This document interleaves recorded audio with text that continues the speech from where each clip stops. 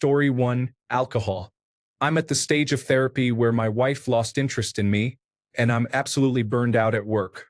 I'm making baby steps, understanding my own emotions and triggers better, and so on. If you drink and feel like the king of the world, please take a step back and think. It's poison and it can ruin your whole life. Story 2, myself living in my own head, replaying past mistakes, ruminating on what I ought to do instead of actually doing it, analyzing almost every word and meaningful conversation I have, trying to justify to myself what's right and what's not, and whether I have a right to post things that bother me to those I care about, or if I should just take it. Also, social anxiety. Story 3, the 40-hour workweek. My ideal typical day would be to wake up at 7, go to the gym at 8:30, come back and do housework, have a nice lunch, and enjoy leisurely activities in the afternoon. But no, I have to work. Story 4, trauma, very little money, and workplace instability. I just need some time to care for myself after graduating university without being broke and homeless by doing so. Story 5, unable to get over or recover from my dad's death. He died when I was 18, and I am about to turn 21. Almost 3 years, and I just cannot fully move forward. Grieving the life beforehand and the adult life I was going to live and who I would have become if grief did not engulf me in my early adult years. It made me seclude myself. No friends anymore. I lost my joy, still looking for it back. Hope to find it one day, and hope the anger passes.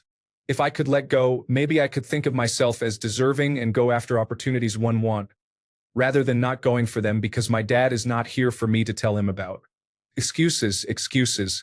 But seriously, the aftermath of grief has made me stagnant. Story 6. There was a good quote from Dr. K, which is something along the lines of, "With most things in life these days, you can fix it on your own. But there is one thing you can't fix on your own that needs other people. Loneliness. The guys and girls I like seem to just not want to stay in touch or form relationships with me. I think part of it is my neurodiversity, but yeah, it's just really sucky." Story 7. I do not have the finances saved to be able to get a service dog yet. I have severe agoraphobia and some physical disability issues that make the agoraphobia worse. A service dog would greatly increase my quality of life.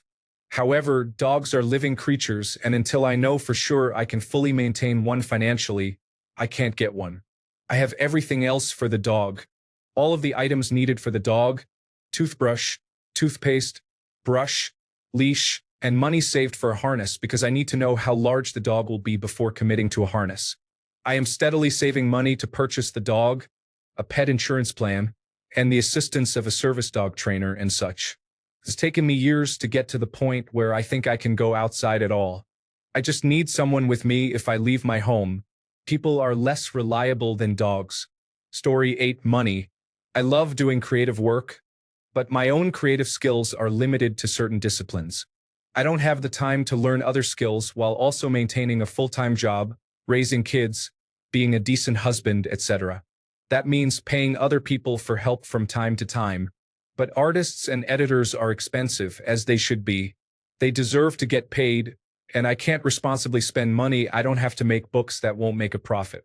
Even just printing books is expensive. I tried selling a book on Amazon, and it got me nowhere. I am certain that if I could get my poetry collection into some of the independent shops in my area, I could sell more than I have online. But printing 40 books will cost me $300 to $400. I don't have that and probably won't for a long time. Story 9. I think I am living my best life, but in a more tempered way. If I had enough money to not work, then boom, it would all click together, but for now, I'm doing what I would do if I were financially independent, albeit slower. Story 10, Money and terrible mental health. If I achieve even small accomplishments, at the moment, I feel like I'm undeserving or that it couldn't possibly be positive without a negative waiting around the corner. Story 11. Anxiety, fear of rejection and failure, afraid to take risks from memories of past mistakes, low confidence and self-esteem, feeling frozen by trauma, people-pleasing, and of course, lack of money. Story 12. My mother-in-law, still breathing, has dementia, and our twice-weekly visits get harder and harder. She's more of a nuisance than a member of the family. Don't get me wrong, I hate myself for typing this, but I can't wait until she dies. It means we can finally live our lives. Oh, before you start, I lost both my parents last year, both within 6 months. I know loss, but I don't see why I should live my only life for an old person who has no idea what day it is. She's had her life. I've not. I'm over 50 and want to experience life. Story 13. A genetic disease. I was once a board-certified death investigator and autopsy technician. I was on the brink of teaching some classes, as I specialized in infant and child death. Now, I am legally blind, confined to a power chair, and my immune system is attacking my brain. This is a progressive disease, and there is no cure. So all I can do is just live every day. Make every moment count with my wife and kids. I'm on borrowed time, but I never take a second of it for granted. I stop to enjoy a sunny day, help others when I can, and always make sure my wife and kids know how much they are loved. Story 14. The fact that I read this question and focus on, what the hell is best life? How could anyone possibly know? There are unlimited possibilities for every single person on this earth. It's actually overwhelming. How the hell am I supposed to know what my best life is? And how does anybody else know? Is everyone else just faking it? Is something wrong with me? If they are faking it, how do they live with themselves? If they aren't, what the hell is my problem? Was being born a cosmic mistake? What was the question again? Basically something like that. Story 15, it's just me, myself, and I. But does a misleading view of the American dream, economic circumstances, horrible job availability, and an empty bank account help hold that back from changing? Story 16, bank account, debt, and having a problem with applying myself to learn something I can use in a career or something. Like I would love to learn coding, but my brain sits down ready to try, then either I'm bored or I get distracted. I feel like something is out of whack and haven't been able to pinpoint what it is and do something about it. Story 17, money. I am not looking to be insanely wealthy, just to have my mortgage paid off and a little cushion each month. I want to not panic when my 14-year-old car needs work and not be one job loss away from homelessness within 4 months. Story 18, my fear of change. Other than that, I am already living my best life, and it is only getting better. I suffered far too long, and I am finally getting what I deserve.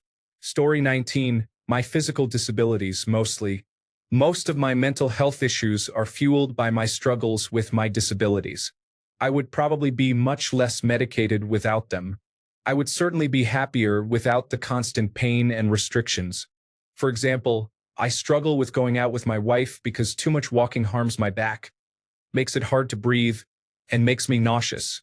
Story 20, money and guidance. Also, if I wasn't traumatized and had the proper support, things would be different. I have gotten far despite the adversity, but it took longer. Still, there's a long way to go until I reach my dreams. Story 21, greedy people.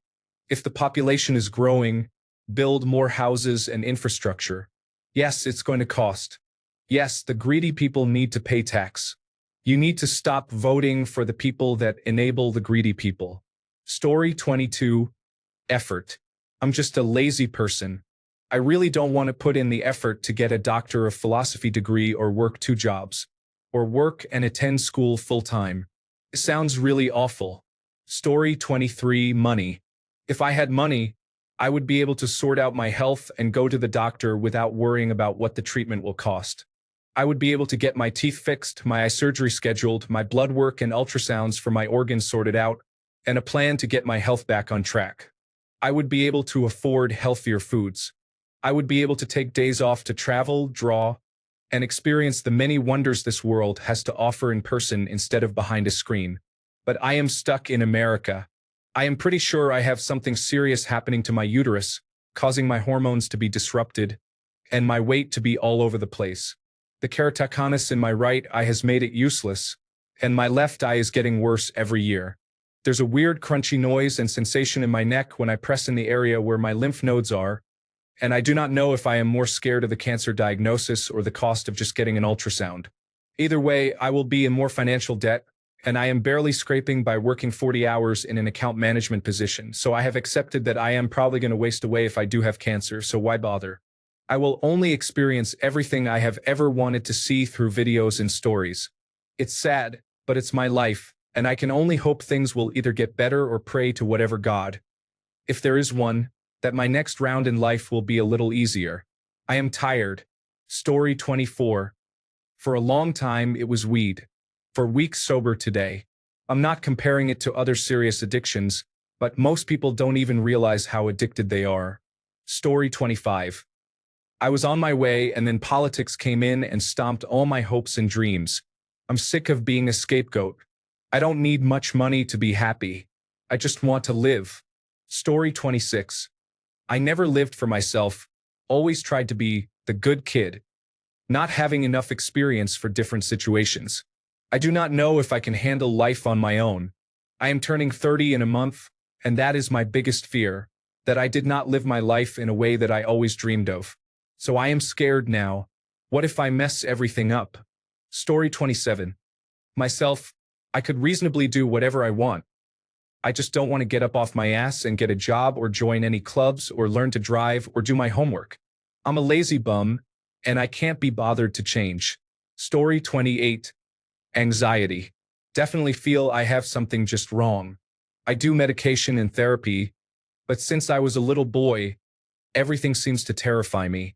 It has gotten a lot better over the years, but it still feels like a black cloud restricting me.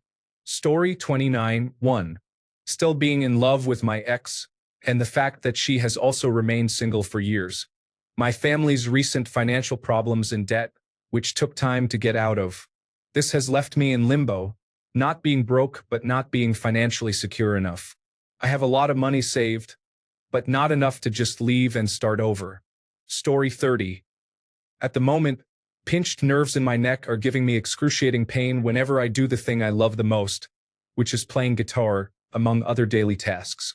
I have been in and out of physical therapy and other doctors for years. I feel like I have done what I was supposed to do as far as sticking with the plan to get better. I am exhausted. Story 31. Fear, uncertainty, cowardice, laziness. Pretty much what holds back every human. This isn't to say I don't have a good life, but I wouldn't ever declare it to be my best life. I think I could always do better. Story 32. Concern for the future of our world has me at a loss today, and yet tomorrow I still try to belong. I have lived my best life with little more than a smile from the right person. Sometimes, no matter where or when, our efforts fall short and we are wrong. Not the effort, just the dream. Story 33. I had some rough years mentally, did some stupid things when drunk, and messed up a couple of good friendships, one to the point of no contact. I'm feeling pretty bad about that and also missing how it was before all this. At the same time, I feel like I just want to isolate and be by myself. So I feel like I'm stuck in this place where I can't feel good about life. Story 34. I have a hard time dreaming. I have lived my life being grateful for what comes my way but not necessarily reaching for much. I love encouraging others to strive and reach for their dreams, but I don't really consider doing it for myself. I'm working on it. Story 35. Late-stage capitalism and prejudice. Limited financial resources. Chronic health issues, mental illness, and neurodevelopmental disability. Lack of self-discipline and social skills. Story 36. Not one thing. I'm living it right now, the little of it I have left to live, that is. When you reach my age, every day might be your last, so every day that I'm still alive and healthy really is my best day and, by extension, my best life. Story 37. I'm 42, and looking back now, the only thing that stopped me from doing everything that I wanted to do was not having enough money when I needed it. If you're young, you need money to make things happen in life, so figure out how you are going to make your money when you are still young. Story 38. My whole life is not about me. It's about someone else. To be honest, my urge to live is just driven by being needed, not by wanting to have a life, and that's just the truth. Story 39. I have powerful depression, but that's not what I think is my issue entirely. I've gotten used to being depressed, and no matter how I feel, I'm much more likely to stay in that rut than choose to get out of it. I'm finding it very difficult to form new habits or diminish old ones, and there doesn't seem to be a lot of good advice out there or help. My depression is being treated, but I think my medications need to be changed, and my psychiatrist keeps delaying making that change for various reasons. I'm at the point where I don't enjoy anything or laugh at anything, even though I'm a huge fan of stand-up. I've had electroconvulsive therapy, and I think it helped a little, but I still don't feel any pleasure no matter what I do. I don't even enjoy seeing my adult child, who is my everything. We're very close, but I don't really feel anything when I see him, and that's disturbing to me. I'm getting used to anhedonia, but I'm also used to procrastinating, being lax with hygiene and housework, and I'm finding it very difficult to change those behaviors. Story 40. A church that I'm having trouble leaving. I'm a medium there and I give messages from the dead to them, and I'm one of the best they've ever had. But I don't want to be a part of any religion now and I'm losing lots of money. However, I have to finish a course I signed up for and then I'll leave once I get the results. I just want to be a witch and move on. Being a medium is not the dream life I always thought it was when I was a kid. No one wants to pay you for a reading. Everyone wants it for free. Forget that.